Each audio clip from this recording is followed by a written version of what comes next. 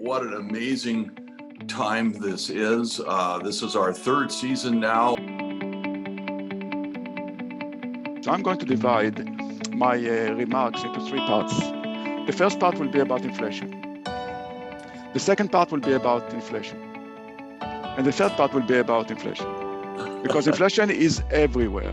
Current challenge is supply. Like right now we have over 200 cranes in the city of Toronto, but then would we be able to fulfill the demand? And COVID is not over yet, and restriction is not 100% over. Incoming immigrants, students, and the potential worker back to the downtown. That will be interesting to see in the future.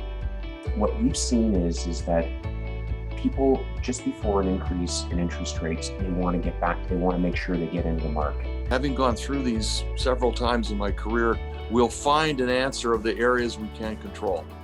Information and customer service, giving them the comfort level that the information they're receiving is quantified information, and they're comfortable with it. Give them the options. Then you will create more supply.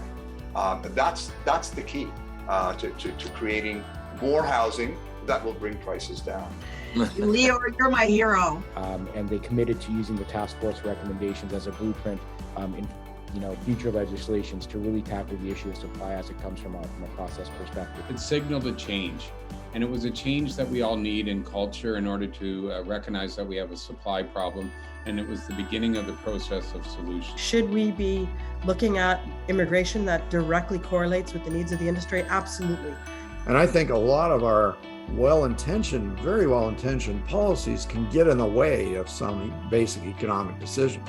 There's a combination of increased construction costs, shortage of labor, increased labor costs, of course, rising interest rates, and most importantly, which could be the biggest issue and story that the media doesn't focus on enough, is meeting approvals.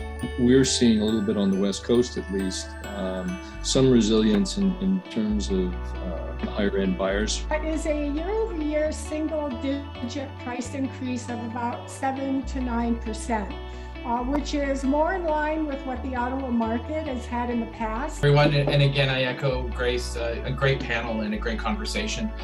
So now it's time for our draw, courtesy of CIBC. What we are going through now is an adjustment of reallocation of activity over time. Don't confuse this with a weak market.